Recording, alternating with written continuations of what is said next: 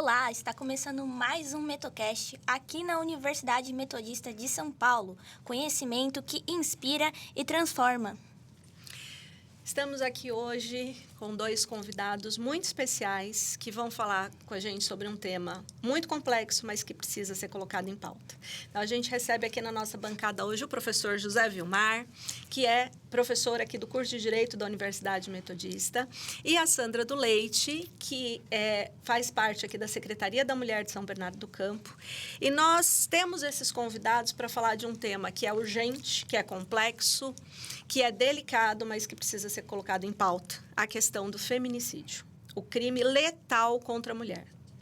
Passamos por esse processo, infelizmente, no nosso cotidiano, e temos aqui que discutir essas questões. E aí eu vou deixar aqui que os nossos convidados se apresentem, para que a gente possa falar um pouquinho mais sobre isso. Então, professor José Vilmar, por favor, a palavra é sua neste momento. Muito obrigado, professora, muito obrigado. Agradeço a presença aqui, o convite para participar e dizer que realmente esse tema, esse problema, essa questão, ela necessita ser colocada em pauta.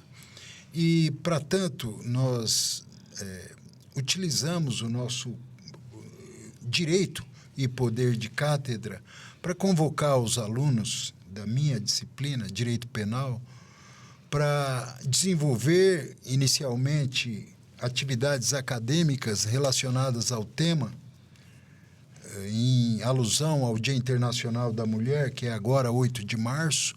Nós fugimos um pouco da nossa disciplina e colocamos diversos subtemas para que fossem explorados academicamente, né? Título de artigo, de pesquisa sobre a mulher no mercado de trabalho, as mulheres juristas, o próprio surgimento do Dia Internacional da Mulher, o histórico, a razão de ser, uma série de subtemas foi colocado para que os alunos efetuassem pesquisas, desenvolvessem um trabalho nesse sentido. E como eu não diria coroamento, mas como fechamento dessa atividade, nós convidamos eles a se manifestarem publicamente no tocante a esse problema que a professora falou, que é o problema do feminicídio. Então, os desafiei a irem às ruas, a se manifestarem em relação a esse problema. E iniciou-se entre os acadêmicos esse movimento que vai vai ter sequência agora no dia 8 de março, que é o Dia Internacional da Mulher, com uma grande passeata, com uma grande caminhada do Fórum de São Bernardo do Campo, simbolicamente, o nosso poder judiciário, né, em rumo aos 3 outros poderes, né, o legislativo e o executivo municipais, que é lá no Paço Municipal, onde nós realizaremos um ato, né, com diversas manifestações e a síntese daquela pesquisa que os alunos fizeram, né. Eu me sinto assim bastante satisfeito com o empenho dos alunos. Me parece não, eu tenho certeza absoluta que todos se comprometeram com o tema, e a universidade também, com a coordenação, com a diretoria, com os outros professores, as outras professoras também se empenharam, e me parece que o negócio vai ser um grande movimento, uma grande manifestação, e que vai talvez buscar uma transformação na sociedade, né? É a voz do jovem estudante, da jovem estudante, do estudante, né? Se manifestando. E o estudante parece que não, mas ele tem influência. Tem. Ele é respeitado. Eu posso né? falar uma situação que aconteceu comigo já em relação... quando eu estudei numa escola pública, que eu não vou falar o nome aqui para não né? E né, eu estava no segundo ano do ensino médio e eu tinha um professor que ele abusava de adolescentes. Tanto que eu lembro que uma vez ele chegou para uma menina da minha sala e falou que se ela tivesse mais de 30 anos, ele ficaria com ela. E ele tinha 54 anos. E ele fazia isso há mais de 20 anos e a escola não fazia nada.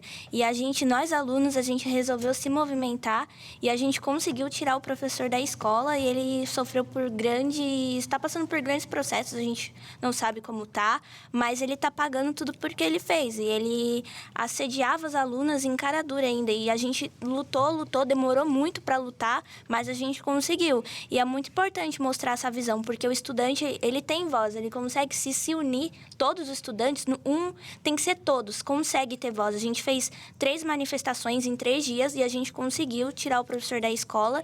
E também até em relação no meio de trabalho, né? Tem que lutar bastante, porque ainda, infelizmente, a mulher, ela não tem muito influência, às vezes, ela ainda é muito desmerecida em vários tipos de trabalho e sempre tem que continuar lutando e até os alunos mostrarem as vozes. Isso mesmo. Professora também. Professora. Sandra, que é professora também, né? A Sandra, que está aqui com a gente, vou chamar de Sandra, né, intimamente aqui. Vou deixar que ela mesma se apresente, né, em todo esse currículo dela, mas a gente está justamente nesse processo do Juntas contra o Feminicídio.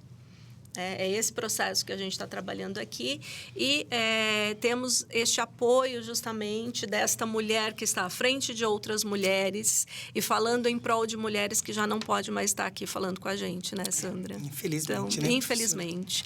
O que aconteceu no Golden, que em quarta-feira chocou muito, foi um caso muito triste que... Né, um shopping que é para ser seguro e, infelizmente, nem no shopping a gente consegue defender. É sobre Bom, isso. só para iniciar, então, eu sou a Sandra do Leite, secretária da Mulher aqui na cidade de São Bernardo do Campo. Sou uma das 5 vereadoras eleitas no mandato de 2025 a 2028, o que já é um grande ganho para nós mulheres, porque até então nós tínhamos apenas 2, hoje somos em 5 e todas engajadas na luta em proteção da mulher. Eu hoje respondo pela pasta da Secretaria da Mulher, estou secretária da Mulher. E eu sempre digo que eu cheguei ali por um acaso, porque eu não sou secretária da Mulher. Não existe um curso para ser secretária da Mulher. Mas eu tenho pós-graduação, pelo menos, em violência contra a mulher. Mas não foi por isso que eu cheguei até ali. Foi porque eu venho de histórias com mulheres, né? A minha história de vida, ela vem de uma história de agressão. Então, você falou uma frase aí que me fez ter que contar isso. Não vou falar muito sobre mim, porque o assunto hoje é o feminicídio, é a nossa luta, o nosso engajamento. Então, quem tiver a curiosidade de conhecer melhor o meu trabalho, vai lá no Google, lá que vocês vão conhecer. Vamos focar aqui, que é pra gente ter tempo de falar tudo aquilo que a gente precisa falar.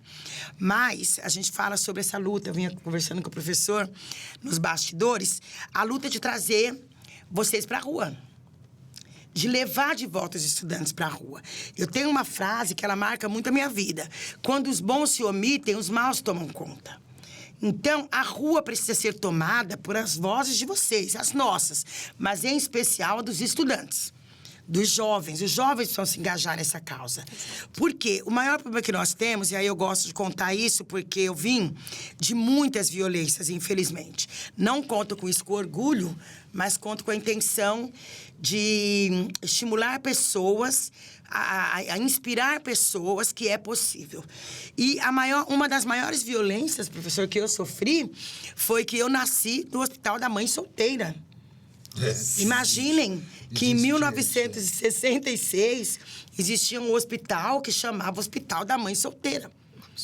Então, você imagina para uma mulher, olha que violência, ela dar à luz num hospital onde na porta já tinha pessoas esperando para levar os filhos delas.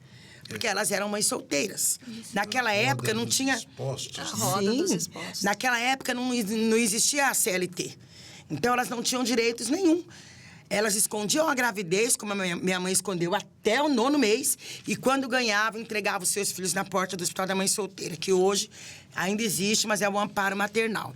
Então, são violências que a mulher veio sofrendo no decorrer dos anos que ninguém fala. Exato. Essa minha fala, e eu e minha mãe conversamos sobre isso semana passada, minha mãe fazia 80 anos, nós conversamos sobre isso, ela começou a me contar outros detalhes que eu nunca tinha perguntado para ela, porque eu tinha medo de saber.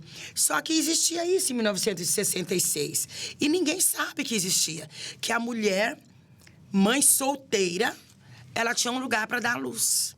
E ela deixava o seu filho lá para adoção. Sabe-se Deus para qual adoção ia. Então, eu venho aí de uma história de vida cheia de muita violência. Essa foi a primeira, mas ela não terminou aí. Por ser filha de mãe solteira, eu sofri a minha vida inteira. Até hoje eu passo constrangimento que não me constrange mais. No meu documento, no lugar de nome do pai, está não consta. Não consta. Aí você chega num lugar, ninguém consegue entender isso muito bem, principalmente a nova geração, porque graças a Deus isso não acontece mais. E a pessoa fala, ó, você esqueceu de pôr seu nome aqui, o nome do seu pai. Aí eu falo, não consta. Hoje eu falo, não consta. Não, mas eu, não quando eu era mais tem nome de jovem, pai. eu falava, não consta. Aí a pessoa, o quê? Como assim não consta? E assim, é um constrangimento. Era preenchendo ficha em escola, em concurso público, procurando emprego. Então, assim, são violências que as mulheres sofrem. E elas vêm sofrendo no decorrer dos anos e ninguém enxerga, professora, essas violências. E hoje culminou com o feminicídio. Porque numa relação abusiva, não, o agressor não começa com o feminicídio. Ele começa com tapa na mesa, com a batida de porta, com você não serve pra nada, como eu pago as suas contas e você tem que fazer o que eu mando, com eu escolho a marca do seu absorvente porque eu vou escolher o mais barato. Você não vai trabalhar, eu vou te sustentar. Você não vai trabalhar porque eu te sustento. Porque nessa relação, infelizmente, é a mulher que sempre abre mão do trabalho em função da família. Dificilmente é o homem. Dificilmente você vê um homem falar, parei de trabalhar porque vou criar os filhos. É a mulher que faz isso. E aí ela se torna dependente financeira do homem. Quando ela vai ficando mais velha, aí vem a síndrome do ninho vazio. Por quê? Porque ela dedicou a vida inteira e perdeu a profissão. Perdeu o respeito e perdeu a dignidade. Então, tudo isso, vocês que são jovens, que estão aqui na universidade, tem que pautar. A gente tem que mudar essa cultura, porque o mundo mudou. Porque hoje não tem mais o Hospital da Mãe Solteira. E isso não vem de agora, né? Vem desde o século XVIII, XIX. Mas culminou no que nós estamos vivendo Sim. hoje. E os agressores vieram sem punição, porque o feminicídio, existe o feminicídio silencioso, que mata mulheres todos os dias. A gente viu a Cibele no shopping, mas tem mulheres que estão morrendo dentro de casa, professor. Estão morrendo de tristeza, estão morrendo de solidão, estão morrendo porque não tem voz, estão morrendo porque não são vistas. Quando a gente faz esse movimento que vocês vão fazer no dia 8, que vocês vão ocupar o espaço da rua, vocês vão tirar pessoas de casa e vão chamar a atenção dessas mulheres. É o que nós vamos fazer também no dia 7. Muitas vezes, quando você propõe uma atividade, como a atividade do dia 7, que a gente vai levar mais de 3.000 mulheres para a rua, nós vamos dançar, nós vamos rir, vamos chorar com aquelas mulheres. Eu faço isso desde 2017 e eu sei a emoção disso. Mas por que isso emociona? Porque a gente marca o território, a gente marca o espaço, a gente fala, as mulheres estão aqui. Elas têm que ser vistas e respeitadas. Então, eu venho para a Secretaria da Mulher com uma proposta de defender uma causa que é muito minha. Né? Então, quando eu cheguei lá, eu não queria ser secretária da Mulher. Eu tenho que admitir, eu queria ser vereadora. Eu ganhei eleição para ser vereadora. Fui resistir muito, porque eu falava, não, eu brigo na Câmara, né, tal, faço leis na Câmara e tal. Mas, quando... Eu acredito um pouco em predestinação, né? Então, eu sofri tanto lá atrás, o lugar que eu estive não é confortável contar. Porém, hoje eu consigo falar para as mulheres, teve jeito para mim, tem jeito para vocês. Né? Então, muito obrigada por vocês terem me convidado. Isso aqui é meu tema de vida, minha bandeira de vida. Eu acho que até eu morrer é isso que eu vou fazer. Eu quero deixar para a cidade de São Bernardo um legado, não meu, mas da Secretaria da Mulher para as mulheres da cidade. Então, contem sempre com a gente quando precisarem para o projeto que vocês quiserem. É em defesa da mulher, eu estarei aqui com o coração aberto. Maravilhoso. Eu só não vou aplaudir agora, eu dei emoção aqui. Sandra, aproveitando, e já que a gente está aqui com um professor de Direito Penal, inclusive, a gente percebe que a maioria das vítimas, como você falou, está morrendo em casa, sozinha, e não busca ajuda formal. Por que você acha que acontece esse processo? Da falta da busca da ajuda, talvez essa falta de conhecimento daquilo Sim. que a prefeitura pode fazer por elas. E num segundo momento também, ainda, por exemplo, a Cibele, né, que a gente está falando aqui do caso, né, que faleceu, que foi assassinada, na verdade, né, que vamos deixar isso claro, ela foi assassinada, ponto. Por um homem. Por um homem. Que né? está tomando a vaga de uma pessoa no Mário Covas. Exatamente. Essa questão. Ela já tinha entrado com uma medida protetiva, pelo que eu entendo. Sim. Mas muitas das mulheres, nós conversávamos sobre isso nos bastidores também, acabam não dando sequência, às vezes, a essa questão da medida protetiva, né? Não vão atrás de saber o que eu posso fazer, existem outros parâmetros, existem outras possibilidades aqui de eu buscar ajuda? Então, quando eu assumi, em março do ano passado, vai fazer um ano semana que vem, essa semana, no dia 8, vai fazer um ano. Eu cheguei à Secretaria da Mulher e fui pesquisar, fui entender as mulheres da cidade, fui ver o que nós temos para as mulheres da cidade. E eu descobri, lamentavelmente, que na cidade de São Bernardo, nós éramos invisíveis. E essa invisibilidade é que faz a mulher se trancar dentro de casa. Porque não existia uma coisa muito simples, que parece muito simples, mas na luta pela defesa e pelo empoderamento da mulher, faz toda a diferença. São Bernardo não tinha o Dia da Mulher São Bernardense. Meu Deus. Eu também não acreditei. Eu fui buscar esse dia porque eu falei, eu quero comemorar. Só que não existia. Nós tivemos que criar em agosto do ano passado esse dia. Não existia. Se uma cidade que não tem o Dia da Mulher, onde está essa mulher? Porque se essa mulher fosse forte, alguém teria feito um dia para ela. Então, ela estava invisível. Nós não tínhamos o Conselho da Mulher. Porque, para ter um conselho, não há necessidade de ter uma secretaria. Uma coordenadoria faz. A SEDESC, que é a Secretaria de Desenvolvimento Social e Econômico, a SEDESC, ela tem todos os conselhos. É a SEDESC que cuida dos conselhos da cidade. Do idoso, da pessoa com deficiência, da igualdade racial. É tudo gerido pelo SEDESC. E não existia o Conselho da Mulher. Então, tudo isso a gente foi criando no decorrer desse ano. Hoje nós temos Conselho da Mulher, nosso conselho já assumiu. Nós já vamos agora aprovar o regimento interno e nós criamos um conselho polivalente, da forma que a lei exige. Então, eu tenho das mulheres oncológicas uma representante, da Casa Neon Cunha, que trata das mulheres trans. Eu tenho um representante, nós temos um representante das mulheres da APAI, que é da pessoa com deficiência. Então, nós temos 5 representantes da sociedade civil que vêm para trazer as demandas. Porque se você não ouve a sociedade civil, você não consegue criar política pública. Eu ainda consegui, porque eu fui no network aí. Então, a maior dificuldade dessa mulher, que muitas vezes está apanhando dentro de casa, sofrendo qualquer tipo de violência e não busca ajuda, é desconhecimento. Só tem um ano que a Secretaria da Mulher existe. E tem um ano que nós tivemos que construir do zero, não tinha nada. Eu dei esses exemplos só para vocês entenderem que a gente não tinha uma rede de proteção. Que até tínhamos, meio que isolado, não era rede, era meio isolado, tinha, mas as mulheres não conheciam. Então, eu vou dar um exemplo. Nós lançamos a cartilha que eu trouxe para vocês conhecerem. Não sei se dá para pegar. Essa aqui é a cartilha da mulher.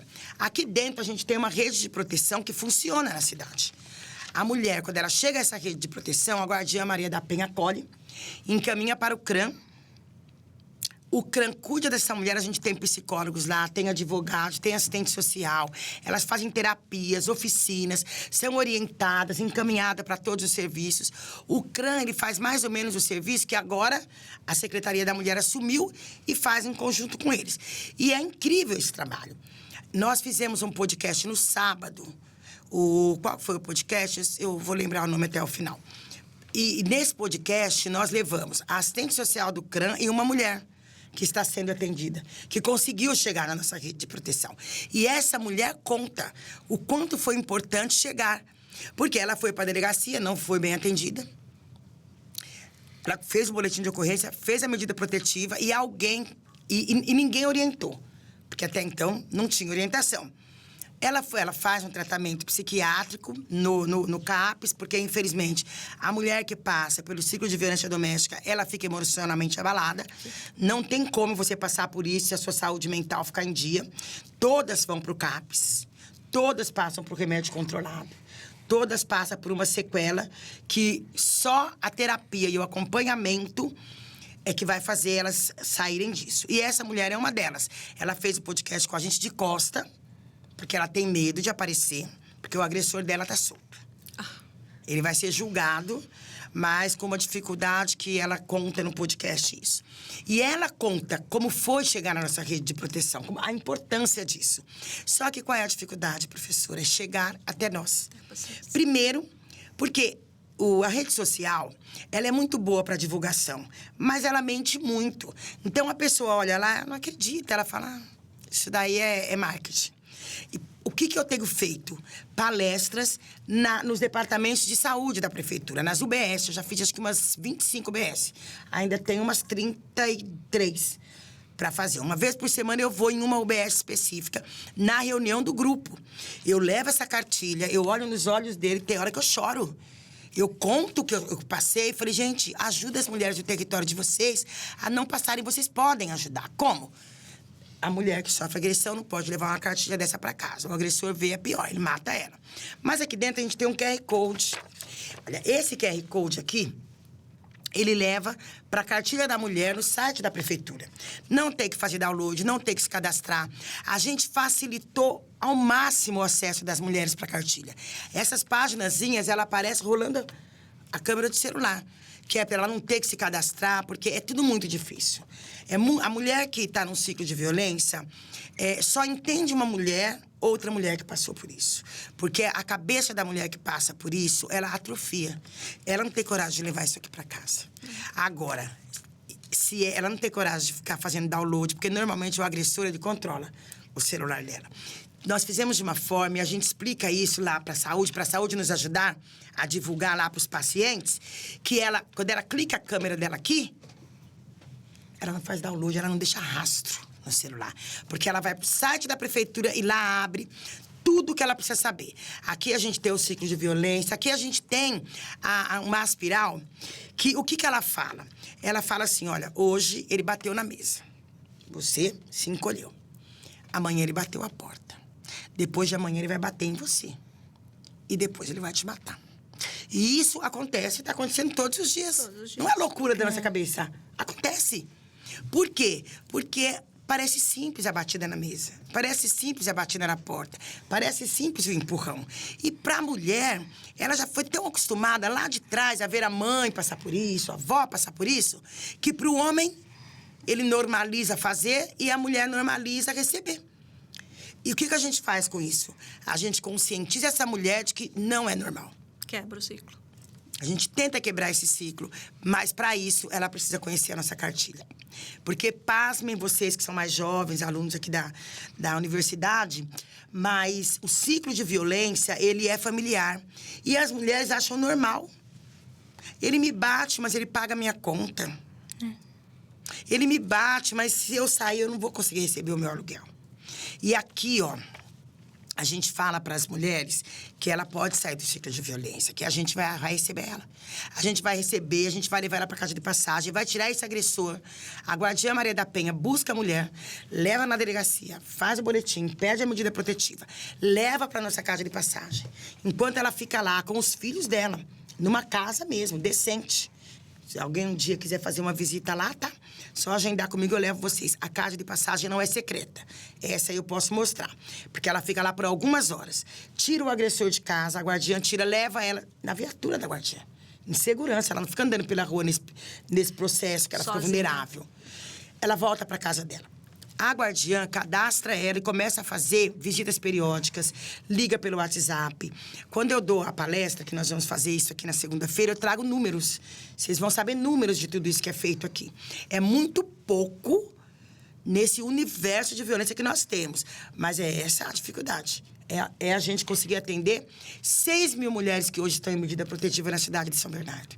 E hoje nós temos esse acompanhamento só para 400. Uma curiosidade também é que a gente estava até comentando aqui nas rodas que a gente tem no Metocast, discutindo roteiros, e eu lembro que teve uma menina que falou que até em partidas de futebol, né, no caso, futebol, finais, amistosos, ou até quartas, oitavas, a mulher sofre muito violência também. Então, o futebol, por mais que é legal, né, impulsiona muita gente a gostar, mas por outro lado também o homem fica mais violento em casa. Tipo, seu time perdeu, ele vai ter aquela raiva e desconta na mulher. Eu acho que já é bem tempo das nossas entidades de futebol atentarem para isso. Sim. Né? Mas o jogo de ontem CBF, mostra que eles estão né? preocupados. Você viu a arbitragem de ontem? Eram feminina. todas mulheres. Aquele jogador que fez... Ali ele falou da juíza que Ele foi ela... infeliz. Ele foi infeliz. Não, mas fazer justamente- campanhas Exatamente. nos torneios e nessas datas aí que Sim. são críticas, né? As federações, a confederação e a própria FIFA, por que não? Né? Sim. Exatamente.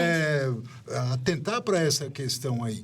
Né? Ó, aqui em São Bernardo, Até futebol a gente, feminino também. a gente se preocupa muito com tudo, assim. Eu sou meio vida louca. Que eu já não Somos durmo todas. mais. Eu fico só ali no network, eu ligo, eu vou. O que nós fizemos? Nós demos o pontapé inicial numa campanha em dezembro. Qual que é a campanha? Feminicídio zero, nenhuma mulher a menos. Então, eu mandei fazer uma faixa gigante, vocês viram na faixa, né?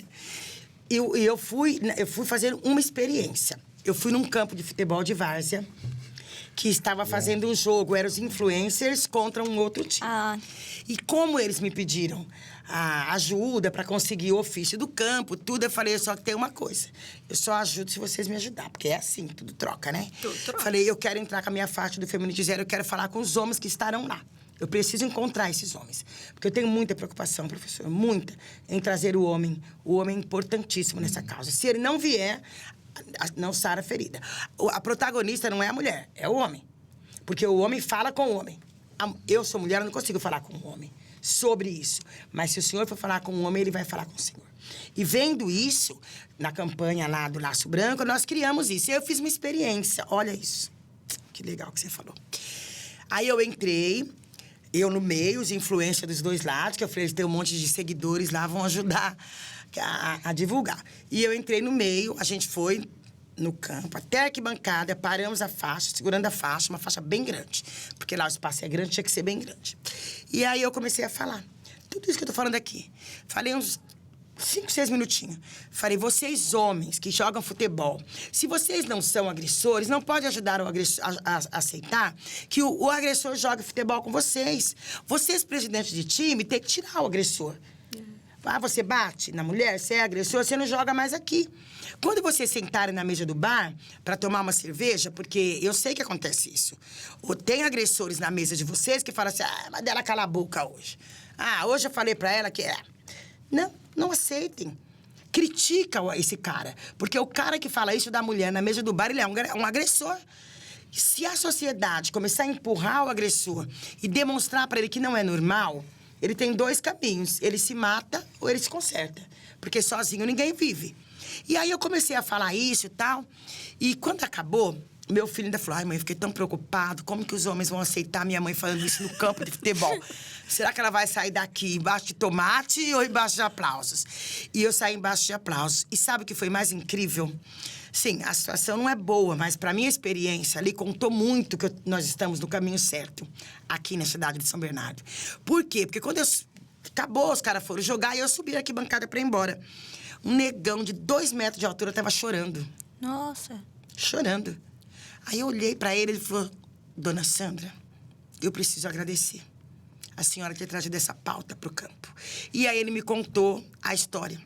Ele tem um sobrinho de 30 anos, que tem faculdade, que tem bom emprego, que casou com uma mulher e eles brigavam demais. Era muita briga, não tinham filhos ainda, porque são jovens assim, mas eles brigavam muito. E a família falava, vocês brigam demais. Vocês não acham que esse casamento não vai dar certo? Não, mas eu amo ela é minha, eu casei com ela, ela é minha.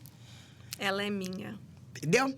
E era muita briga. Um dia, a briga foi muito grande, ela ofendeu o ego dele, não sei o que ela falou, não perguntei, mas ela ofendeu o ego dele, começou uma discussão dentro da cozinha, e ela falou que ia embora. Quando ela virou as costas, ele ficou louco. Ele pegou a faca e esfaqueou ela pelas costas. Ela não morreu, mas ele tá preso. E esse tio, me contando, chorando, ele falou, eu tenho que levar o Jumbo pro meu sobrinho. Um menino do bem, ela poderia estar morta, uma família destruída, e nós estamos mortos, porque nossa família nunca teve ninguém preso. E hoje ele está preso. E ele está aqui em Pinheiros, mas ele vai ser transferido para o interior. Vai responder pesadamente. Então, assim, o problema do feminicídio, ele não é um problema da mulher. Ele é um problema da sociedade em geral. São crianças ficando órfãos, são pais e mães perdendo filhos e filhas. E não adianta a gente ficar num discurso assim, a gente não pode. Isso, para vocês que são mais jovens, e são alunos, estão na universidade, nós temos que priorizar a sociedade. Não adianta a gente falar assim, mas tem que matar todos os agressores. Eu também até acho que tem. Mas a gente tem que evitar a agressão. Exato. Porque senão, daqui a pouco, a gente vai ter todas as crianças sem pai e sem mãe. Então, a gente não pode normalizar o que não é normal. Os avós estão criando esses netos. Mas os avós já têm idade. Vai criar eles aqui daqui a 15 anos, 16 anos. E para onde vai esse adolescente depois? A mãe morreu e o pai está preso. Então, assim, é muito maior do que a gente consegue visualizar. Sim. Muitos são até descontrolados, né? Porque uma vez eu acho que eu tinha uns 15 anos. Isso aconteceu numa escola que eu estudava. Eu, sem querer, esbarrei num homem. Ele tinha o dobro da minha altura e... Ele se descontrolou porque eu esbarrei nele, pedi desculpa com a maior educação. Ele começou a gritar comigo, começou a falar vários palavrões. Eu pedi desculpa e me deu uma crise imensa de choro na hora. E quando eu terminei de ter aquela crise, ele e os amigos dele, que era a minha escola dividida com uma universidade. Ele era da universidade, ele tinha mais de 40 anos. E eu tinha uns 15 anos na época. Ele começou a rir de mim, da minha cara. E aí eu fui fazer boletim contra ele, não sei o que deu. Eu fiz boletim na minha escola. A minha escola tomou providências porque foi um absurdo o que aconteceu com uma adolescente. E ele simplesmente virou pra mim e começou a me insultar de graça, sem eu ter feito nada pra ele. Ainda fui educada e pedi desculpa. Então, às vezes, a mulher, ela é ofendida... ela é ofendida verbalmente. Isso que dói mais, acredito. É uma banalidade. A gente vem aí de muitas violências, né? Para chegar no feminicídio. Sim. Exato. Então, a gente precisa tratar o feminicídio de uma forma diferente. Não pode esperar acontecer. Não. Então, nós temos aqui na cartilha, depois vocês vão olhar, quem quiser entrar no site, dar uma olhada. E essa é a primeira edição. Em agosto eu lanço a segunda edição, com muitos outros projetos de política pública que nós estamos criando. A gente tem muitas PRs para passar, agora da quarta. Depois, até agosto, a gente vem trabalhando isso. Por quê? Porque nós temos que trabalhar na prevenção. Se nós não trabalharmos na prevenção, a sociedade não tem fim. E uma das formas que, às vezes, eu sou criticada. Nós tivemos uma manifestação contra o feminicídio no sábado e eu falei sobre isso no palco. Que quando eu cheguei aqui, a primeira coisa que eu identifiquei, a necessidade de tratar o homem. Que não chegou ainda na agressão física. Depois que chega na agressão física, professor, não tem mais o que fazer. Acabou o respeito, a mulher já está dolorida, machucada, é fim de casamento mesmo. Agora, se você começar a tratar esse homem aí, não sei se ele já era um agressor com 40 anos, já devia ser. Se ele fez isso com você, imagina o que ele faz dentro da casa dele com a mulher dele. Exatamente. Mas, antes disso, os meninos da universidade, os meninos do ensino médio, essa galera, a gente tem que ir lá para a educação infantil. Precisa começar a falar isso. Sabe por quê? Porque essa criança da educação infantil, Fundamental 1, Fundamental 2, eles vêm assistindo em casa. Os homens, os meninos assistem os pais bater na mãe. É uma as meninas assistem as mães aceitarem a violência. Você vê como que é muito grande isso tudo? E a gente tem que começar na educação. Exatamente. Essa cultura machista, ela precisa ser enfrentada em todos os campos. A Sandra falou do futebol. O futebol é uma área em que precisa mudar a cultura, transformar. Agora, uma manifestação cultural que é muito difundida entre os jovens, entre as novas gerações, que é a cultura, o funk, é um absurdo. Uma violência, né? Aquilo que a gente ouve e aquilo que é difundido nesse ramo e com sucesso estrondoso, isso é mensagem ultramachista que precisa ser enfrentada, precisa ser combatida. Nesse campo da cultura também, outras manifestações. E, na verdade, né, professor, não é o ritmo funk. Não é. É o conteúdo. a letra. É o que nós Tem gente que acha maravilhoso, adora. Exatamente. O que nós temos que trabalhar contra porque o funk em si é uma cultura. Sim. E o ritmo do funk é gostoso para dançar tudo. O Sem problema dúvida nenhuma. é que o homem entra no meio e bagunça o negócio. Não, né? exatamente. os de hoje E em são dia. aqueles que fazem mais sucesso. E como é que pode? Mantém essa linguagem do patriarcado, do machismo e da violência contra a mulher. Estimula, né? Estimula. Da coisificação da coisificação mulher, da mulher. no conteúdo de boa parte das músicas, das letras, né? Sim. É algo assim absurdo. Sabe uma outra violência, coisa que eu vou mudar um pouco, porque pra gente falar um pouquinho de cada foco, que o funk é importantíssimo, essa sua colocação. A colocação do futebol foi muito boa. E agora eu vou para um outro lado aqui, se você me permite. Por favor. Quando eu cheguei na Secretaria da Mulher, sabe como? É incrível o que eu vou falar para vocês, mas eu acho que vocês vão concordar comigo. Sabe qual foi a maior dificuldade que eu tive? Quando eu fui começar a criar políticas públicas para a mulher, que eu comecei a ser criticada por partidos políticos. Por quê? Era um partido político que queria que eu levasse para a pauta a legalização do aborto. Era o outro partido político que queria que eu tirasse da pauta a discussão de igualdade de gênero. E eu fiquei ali, mas Deus sabe onde coloca cada um de nós, né? A gente está no lugar certo, sempre, professor. O senhor está lá no direito porque o senhor foi determinado por Deus para estar ali, ensinando para os seus alunos tudo que o senhor ensina. Eu não conseguiria fazer isso. É assim. E eu tive ali porque eu sou pulso forte. Eu fui muito pulso forte. Eu cheguei um dia, e eu vou falar isso para vocês agora, para que a gente possa ter um engajamento máximo no domingo. Isso não é uma questão partidária. Isso é uma questão de uma causa da sociedade. Porque é uma pauta da esquerda. Porque o gênero, não pode falar no gênero, que é uma pauta da direita. Talvez eu me prejudique muito politicamente pela minha forma de agir. Mas eu não acho que é de direita, eu não acho, não. Não é de direita e não é de esquerda. Mas quando eu ia fazer convocações, dependendo do tema que eu levava, a direita não ia. Dependendo do tema que eu levava, a esquerda não ia. E eu não estava sendo partidária. Eu estava simplesmente querendo, e quero, e vou continuar até o dia que Deus me permitir, defendendo a causa de defesa da mulher. Então, uma coisa que nós temos que ter claro hoje, a sociedade precisa entender isso. Você pode votar na esquerda, você pode votar na direita, não tem problema nenhum. Deixa tudo isso de lado e vem em defesa da mulher. Porque a mulher é a família. Então, não interessa se você é de esquerda ou de direita. Interessa que hoje é a minha filha, amanhã pode ser a sua, pode ser sua irmã. Sim. E o agressor, quando ele vai agredir e matar uma mulher, ele não pergunta se ela é de direita ou de esquerda. Não mesmo, não. Ele não pergunta. Hoje, tanto é que nós temos muita agressão e muito feminicídio na classe média alta. Exato. Dentro dos condomínios. Casos Ali, existem mulheres sofrendo muito. Porque condomínio, você fechou a porta, marido e mulher, ninguém mete a colher. É assim, eu moro em condomínio. Eu já participei de 2 questões, uma fui eu, inclusive, de violência, que nenhum vizinho abriu a porta. Meu Deus. A mulher tá gritando de dor e a portaria não deixa a viatura da polícia entrar. A mulher tem que ir até a porta, então o agressor mata ela no caminho. Então, assim, essa pauta de violência da mulher, nós precisamos tratar ela como precisamos entender que ela é apartidária.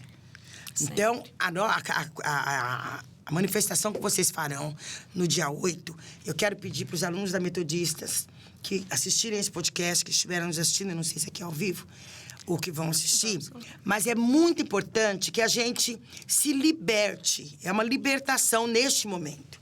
Não tem problema que você vai votar na esquerda, que te depende das pautas da esquerda.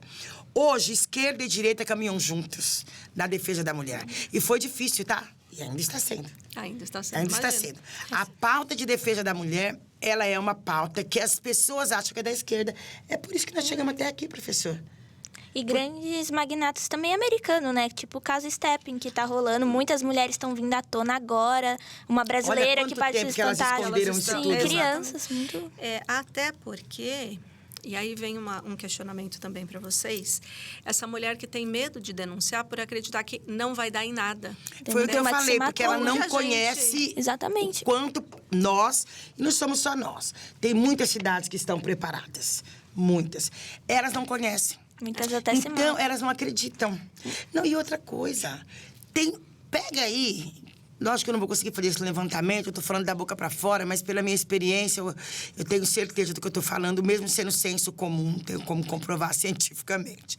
Mas, se você pegar todas as mulheres que morreram nos últimos anos, vamos olhar quantas foi feminicídio? Eu te garanto que mais de 50% foi, mas não tem registro. Por quê? Foi aquela mulher que se matou. Foi aquela mulher que ficou dentro de casa, sofrendo todos esses abusos que eu citei aqui, e não denunciou, e morreu de tristeza, morreu de depressão, porque a depressão desencadeia várias doenças. Sim. Várias, somatiza doenças. Exato. A própria medicação que elas tomam para depressão somatiza. E vou falar para vocês, toda mulher que passa por um ciclo de violência, ela tem problemas psiquiátricos. Ela tem. Não tem como você sofrer violência anos a fio e você não desenvolver uma dependência psicológica, uma dependência emocional. E isso mata também, porque a depressão, ela mata. Aí você fala assim, não, mas aquela mulher, ela morreu de pneumonia. A depressão causa pneumonia, sabe por quê? Porque você deixa de se alimentar, você perde a vontade de viver, a tristeza te faz ficar sem imunidade. Você não tem imunidade, pegou uma gripe, você morre. Exato. Essa aí não é diagnosticada como feminicídio. E aí é algo que eu já não... E vem junto, além desse histórico, e vem junto ainda os efeitos da menopausa, né? Vem junto para fechar ali e a mulher realmente é vítima de um feminicídio gradual e silencioso. Né? A gente já tem isso, né? A mulher... Não adianta a gente falar que a mulher é muito diferente do homem, e a mulher é muito diferente do homem. Isso aí, anatomicamente, nós sabemos que é assim. Agora, uma mulher na menopausa, que tem um casamento sadio, que não tem um agressor ao lado dela, que é acolhida, que é cuidada, que sai de casa para fazer um tratamento, para buscar um tratamento, essa mulher tem qualidade de vida. Eu tô com 60 anos, já passei por menopausa, tô aqui. Perdi uns cabelinhos aí, mas... estou bem, emocionalmente, cabeça boa, não tomo nenhum antidepressivo, mesmo sendo professora. Não tomo. Agora, por quê? Porque eu tive qualidade de vida nesse período. Agora, pensa uma mulher que sofre violência doméstica, ou que sofre violência psicológica, violência emocional, violência profissional. A gente tem a violência profissional, que ela abandona, fica sem emprego, fica sem profissão. O bonito tá lá, cresceu na vida, tá se achando bam, e ele foi empurrando a mulher dele pro ostracismo. Então, essa mulher, como que ela vai passar pela menopausa? Você sabe que teve uma situação, uma vez eu trabalhava com propaganda de medicamentos ali no Hospital São Paulo, um lugar que acolhia mulheres de várias regiões.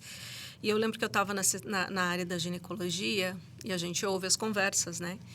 E aí a paciente estava tentando explicar para o médico que ela não poderia fazer o tratamento que ele estava indicando, porque ela precisava, além dela fazer o tratamento, o ilustre, digníssimo, fazer o tratamento com ela. E como que ela ia explicar para ele que ele tinha que fazer o tratamento? Que provavelmente a doença quem passou para ela foi ele. Eu ia falar sobre isso. Né? Então, assim, ela ficou doente porque ele transmitiu a doença, é o que mais acontece, e, ao mesmo tempo, ela não poderia seguir o tratamento, né? Porque ela não tinha como explicar para ele que ele teria que fazer o tratamento também. Não haveria uma aceitação. Então, tem tudo isso. A mulher, na verdade, gente, nós, sem nos vitimizar, porque a gente não é vítima, a gente só é vítima quando, infelizmente, a gente tem um agressor ao lado, aí ele faz de nós vítimas, a gente não é vítima. Pelo contrário, com tudo isso que a gente falou que acontece com as mulheres, a gente tá aí, ó. A gente trabalha, a gente sai de casa, a gente cuida de filho, vai em reunião de escola, leva filho para tomar vacina, leva filho no médico, leva filho na pracinha. É a mulher que faz tudo isso. Exato. Agora, né, com a história dos pets, ter crescido a história dos pets, os homens estão levando o pet para passear. Se você andar pela cidade, você vê. Muito homem. Muito homem levando os pets para passear, mas o filho, É sempre quem a mulher. leva é a mãe. E sabe o que eu acho importante também? Você até falou dos estudantes, eu acho legal trazer nas escolas, né? Que é uma pergunta que eu até estava aqui e eu acho bacana, porque acho que tem muitos filmes, muitas aulas que poderiam trazer desde para uma criança do primeiro ano da primeira série e até o ensino médio, porque tem que ser colocado nas escolas essa pauta, porque é muito importante, como trazer A discussão tudo. precisa começar lá. Exatamente. E Até outra, porque na eles sala de fazem aula. eu ia isso falar em isso. casa. Exatamente. Não, e outra, Uma as criança crianças de- trazem para os professores isso. Trazem. Quantas vezes a gente teve que chamar a mãe, porque o filho estava contando a violência doméstica que a mãe sofria, porque eles contam. Eles A criança. criança conta. E outra coisa, essas crianças que vivem no ciclo de violência, elas desenvolvem automaticamente problemas emocionais. Então, assim, a violência, qualquer tipo de violência contra a mulher, qualquer uma, de todas as que nós falamos aqui, qualquer uma delas vai atingir a família inteira. Vai atingir. Eu estava numa palestra outro dia na Faculdade de Direito de Santo André. Foi lá que eu tive contato, tem quase um ano atrás, foi lá que eu tive contato a primeira vez com a história do laço branco, que eu não conhecia. E aí, se vocês ficarem curiosos, dá um Google lá, coloca assim, Laço Branco, 6 de dezembro, que é o dia do Laço Branco. Conheçam a história, tá? Pra gente não se estender demais. Eu gosto de contar, mas aqui não vai dar tempo de falar tudo. Porque eu já falei que eu falo muito pouco. Sou uma pessoa extremamente tímida. Percebemos. Professor, timidez e professor caminha junto aí. Então, e nessa faculdade, entramos nesse assunto e tal, e um dos palestrantes, ele trabalhava num cartório.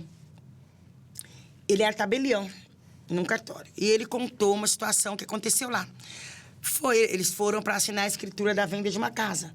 Então, sentou a mulher e o marido, o tabelião, o escrivão e a mulher e o marido do outro lado, que era para passar a escritura ali no cartório. Todo mundo sentou na mesa. E aí, a mulher quieta, calada, tal, o escrivão era um homem, tá? Sensível esse homem. E quando chegou a hora dela assinar, uma lágrima caiu em cima da escritura. Ele falou, tem alguma coisa? Ele falou, senhora, só um minutinho, olha, eu estava olhando aqui, deu um problema na sua assinatura, a senhora vai precisar assinar de novo lá no balcão, vou acompanhar a senhora, tirou ela dali. Quando chegou lá fora, era uma escrivã mulher, estava no balcão de atendimento, perguntou para ela, tá tudo bem com a senhora? A gente percebeu que a senhora está muito emocionada e tal. Aí ela começou a chorar. O que o agressor, o marido dela, fez? Ela queria se separar, porque ela sofria violência doméstica. Ela não queria mais. Aí ele falou, eu só me separo se a gente vender a casa. Nós vamos vender a casa e você vai embora. E ela ia voltar só com o dinheiro que ela ia voltar para o estado natal dela. A família já estava esperando. Então, a casa, que é uma violência patrimonial, ela estava vendendo, assinando a escritura da casa dela. Obrigada. Aí, na hora, foi acionado Santo André, eles têm lá, e agora José, tem a Patrulha Maria da Penha, Santo André. Eu aprendi muito lá no meu network, quando eu cheguei com o Santo André. Eles têm um trabalho importante lá em defesa da mulher. Tanto que, você vê, o escrivão percebeu que aquela mulher estava passando por uma violência. Sensibilidade, né? Acionaram a viatura da polícia e levaram ele, foi lavrado o boletim de ocorrência lá. E aí, ele não acompanhou, ele não sabe o que aconteceu. Mas vejam o que acontece com uma mulher. Ela ia abrir mão do patrimônio dela e aquilo ela estava sofrendo, porque, não sei, mas eu imagino que ela comeu muito arroz e feijão sem mistura para comprar e para construir aquela casa. E ela ia ter que abrir mão, porque ele estava ameaçando ela de morte. Eu deixo você embora. Mas não vou dividir a casa com você. A casa, o dinheiro é meu. Não vou deixar a casa com você. Não vou te deixar a casa. Você quer ir embora, vai. A casa é minha. Vocês entenderam? Eu tenho muita história. Tudo que vocês falarem, eu vou ter uma história para contar. Porque a gente trabalha com mulheres e todo dia a gente ouve uma história. Uma mais absurda do que a outra, tá?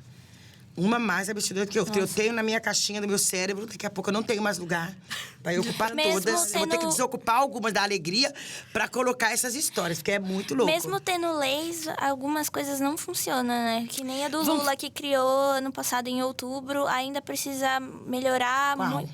A lei aqui que está falando do feminicídio. Em outubro, o presidente Luiz Inácio Lula da Silva sancionou um projeto de lei que aumenta a pena de feminicídio para crimes cometidos contra a mulher.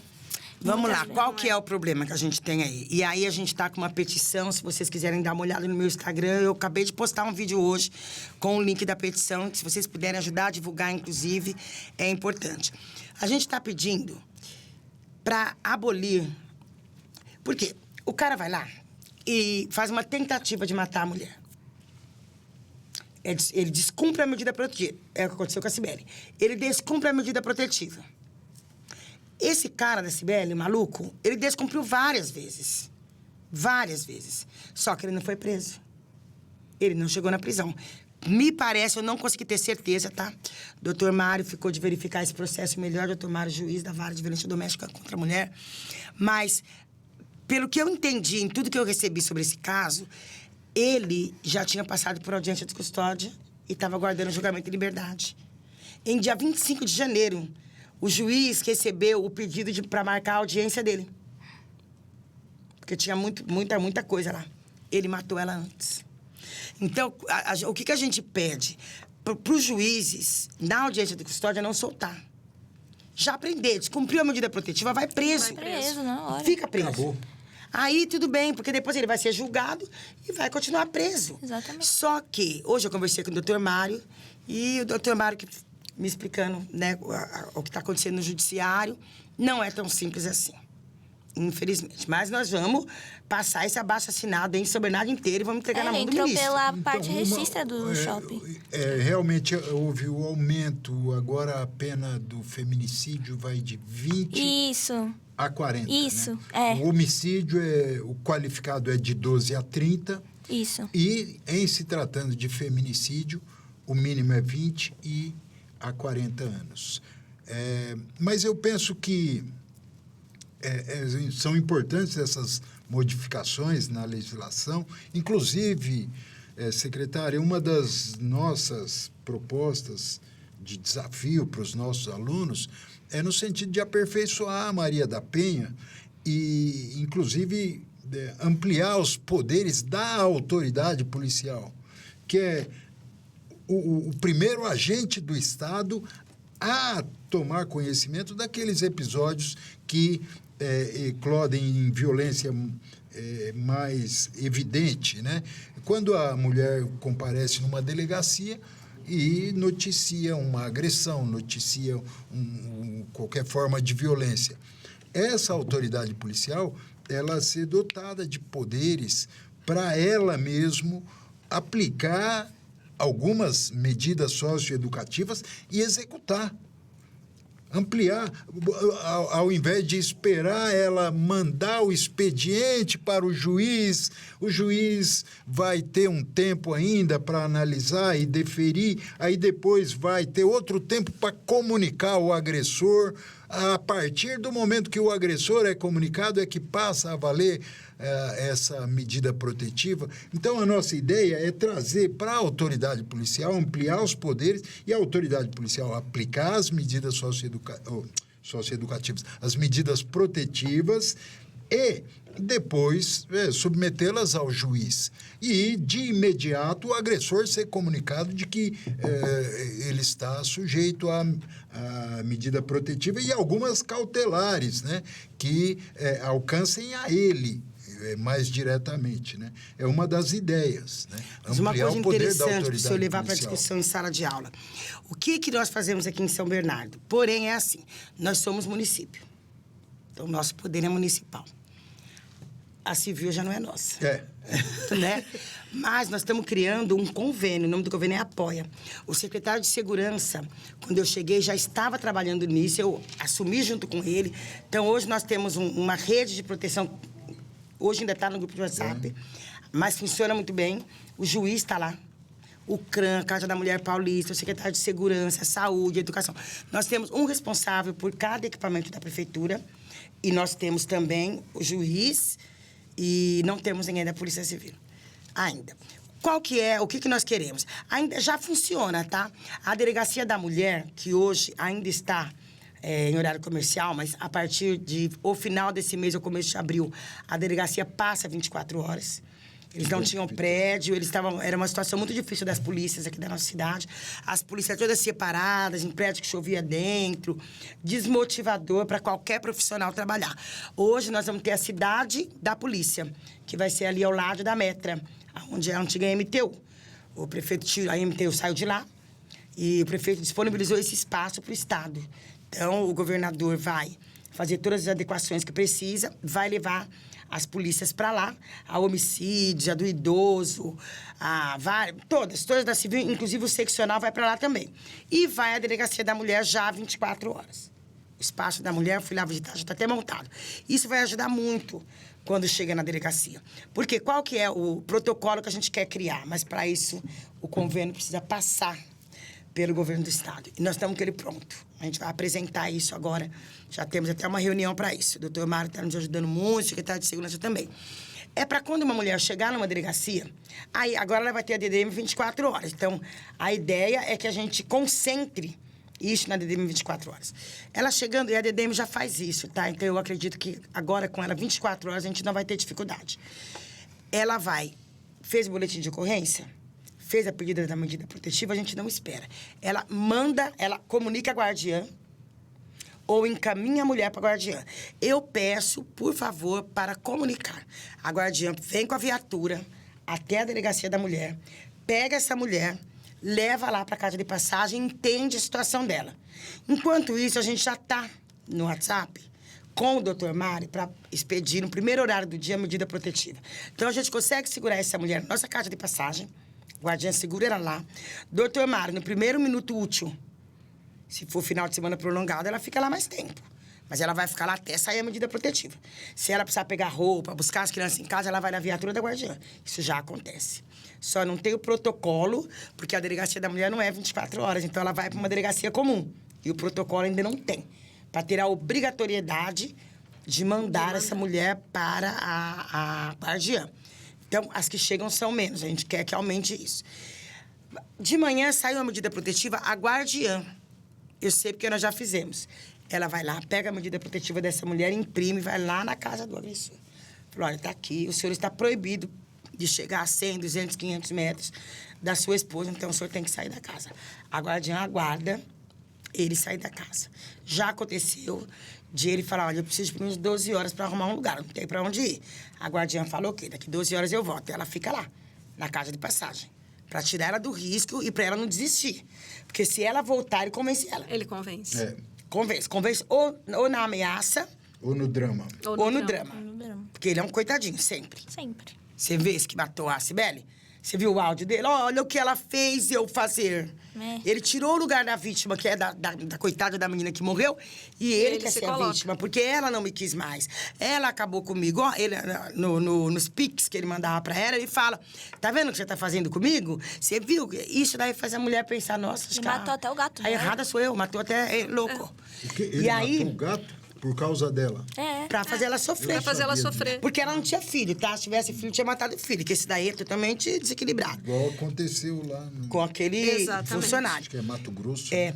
Então, fazendo isso, é isso que a gente quer que aconteça, tirou ele de casa. Se ela se sentir segura para voltar, ela volta. A guardiã tem ela cadastrada. Ela tem pode se chamar de botão de pânico da guardiã. Porque é o WhatsApp da guardiã com o cadastro dela. Ela não precisa nem falar. Se ela apertar o WhatsApp da guardiã, se acender a luz da guardiã lá, a guardiã já vai mandar uma viatura para casa dela. E aí sim, a guardiã consegue mandar a viatura mais próxima. Tanto civil, militar, GCM, a viatura mais perto vai. Esse ano a gente já teve 6 descumprimentos de medida protetiva. Um não foi descumprimento. Ele matou a menina em Peruíbe, veio se esconder em São Bernardo. A polícia pegou. E os outros 5 foi descumprimento de medida protetiva. Nenhuma matou, porque a polícia chegou a tempo. Quando ele se aproximou, que ela apertou o WhatsApp da guardiã, que a gente pode chamar de botão do pânico, embora não seja, A gente quer, talvez, criar um botão do pânico mesmo. Quando ela apertou, eles conseguiram mandar a viatura mais próxima. 5 agressores. Dos 5, 4 foram presos e 1 fugiu. Esse 1 está fugido. A guardiã montou um arsenal perto da casa dessa mulher, para ver se ele vai voltar para pegar ele. Então, assim, a gente está preparado. O problema é esses ajustes que nós precisamos fazer. Sim. E a Cibele, infelizmente, nesse ajuste, a gente não conseguiu salvar. Mas do jeito que ele fez ali, naquele momento ele ia matar ela, não tinha o que fazer. Mas o que podia ter evitado foi os 6 meses antes, quando ele começou a descumprir a medida protetiva. Ele tinha que ser preso ali. E ele foi solto, eu não tenho certeza ainda, parece que na audiência de custódia, para aguardar o julgamento e liberdade. E ele nunca parou de perseguir ela. Nem um dia. Nem um dia. Todos os dias ele mandava uma ameaça, ele ia na porta do serviço dela. Ele mandou foto dela nua no grupo de WhatsApp do shopping, para ela não trabalhar mais. Coisas É muito assim. triste, muito. Infelizmente. Professora, eu preciso... Precisamos. Dar aula. Precisamos. Precisamos dar aula, né, professora? O papo aqui está muito bom, Tá muito como legal. vocês... Aliás, Sandra, já deixo aqui um novo convite para você, porque você tem muita história para contar e a gente tem que ouvir eu fico dias e divulgar contando. essas Você até me histórias. policiar, que eu falo Não muito. pelas histórias, mas para mostrar que tem condições da gente mudar essa realidade. É possível. Então, agradeço imensamente a visita de ambos aqui, né? A companhia da nossa coleguinha. Obrigado. E deixamos para vocês, novamente, reforçando o convite para no dia 8 de março estarem conosco, saída da OAB de São Bernardo do Campo, ali do Fórum, às 9 da manhã, fazendo esse encaminhamento, todos unidos contra o feminicídio. Está aqui, né, a cartilha para vocês. A gente vai deixar o QR Code também nas nossas páginas para vocês poderem ter esse acesso. E eu fiquei sabendo que você ia entregar uma lembrança aqui ao Isso. professor Vilmar, então, por favor. Nós vamos passar pela Câmara agora, oficialmente, um projeto de lei, que são os 21 dias de ativismo. Essa campanha, ela quer trazer o homem para defender as mulheres? Digamos que sim, mas é para se unir a essa causa. O nosso propósito é que a gente consiga trazer homens e mulheres para estarem juntos o tempo todo. Para que as pessoas percebam que não existe diferença, nós somos todos iguais. E o homem não precisa se isentar desta causa, ele tem que estar com a gente. Então, nós criamos o Dia do Laço Branco aqui na cidade de São Bernardo e eu quero fazer um convite para o senhor, professor, que o senhor possa também compactuar conosco dessa causa que é tão nobre, que é a defesa da mulher. Sem qualquer condição, ou seja, incondicionalmente, eu já estou nesse pacto. Muito obrigada. É mais um exemplo para vocês entenderem, todos os homens que estão aqui, que é muito importante a luta da mulher e a união da mulher. Mas é muito importante que a gente esteja lado a lado com os homens, porque sozinhas a gente não vence o feminicídio. Precisamos estar juntos. E eu trouxe também uma cartilha para a professora. Obrigada. E uma cartilha para você. E vou entregar uma para as meninas que estão aí nos bastidores, tá? E aí a gente encerra mais esse Metocast de muito conhecimento, de muita conversa. Apoiem essa causa, ela é válida, necessária e é para todas e todos nós. Obrigada, gente. Obrigado. Muito obrigado. Muito obrigada pelo convite.